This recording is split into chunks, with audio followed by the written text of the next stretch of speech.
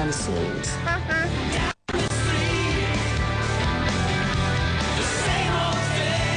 I'll be there waiting for you. Anything.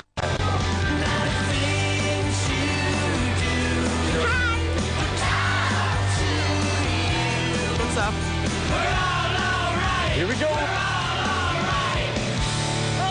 Acting is canned, but the audience is actually real, as you can see right here. Some strange and wonderful and quite a huge crowd. It is. It's a very big audience, isn't it? Look at it. It's sort of like Jerry Springer's audience. And the fans get to get up close, sometimes a little bit too close, and personal with their favourite cast members. You wouldn't want to catch that fringe. It's going to be quite scary, you know, acting in front of people live because you To see how they recreate that 70s look. Yay. So I'm going to show you basically what they base on our hairs, you know, what they look at and stuff. What they look is at magazines from the 70s.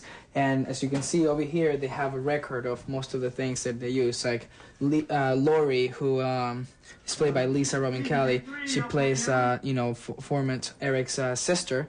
And Farrah Fawcett's hairdo was the one, you know, inspired for that, you know, specific one. And then we have here pages from yearbooks, real yearbooks. And that just kind of gives you a little air of what, you know, the hairdos were like and the real hairdos, you know what I mean? Now, we're not talking about not too much about the magazine. Welcome, Wilma. Thanks for joining us on That 70s Feeling, the show we're dedicating to That 70s show. Now tell us, who do you play in the show and what's it like? I play Fez, a foreign exchange student. He's very naive, very innocent, you know, very unpredictable, and a little twisted and dark at that, you know. And Fez stands for foreign exchange student. Nobody knows my real name. What about where you're from? Well, no one knows where I'm from either, and that's the fantastic thing. I think because no one knows where I'm from or anything like that, I can really get away with a lot. Eric, to me, is... I always kind of played it like how I figured my dad was at my age.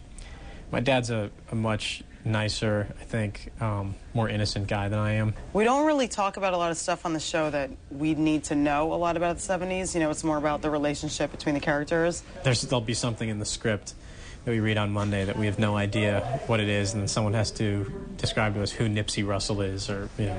Who is Nipsey Russell? I still don't really know.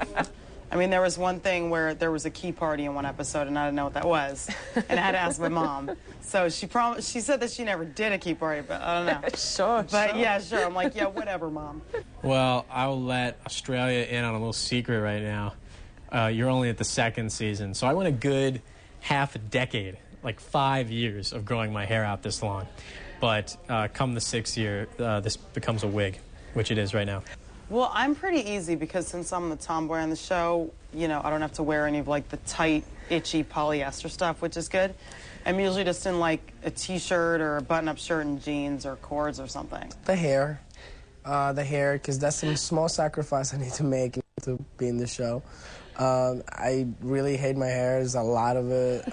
There's a lot of it, and it's very thick. Yeah, I feel bad for Jackie, and Fez, he wears really tight pants. You know, you come in, you hang out with your brothers and sisters. You know, when we first started, you know, none of us had really much under our belts. You know, none of us really had, you know, too much, you know, in our resume. You know, and it was definitely one of those things that makes you learn from each other. You know, and we had the best time. You know, and today we sit here and we're definitely a great family, and it's just a really fun place to come back to work, you know.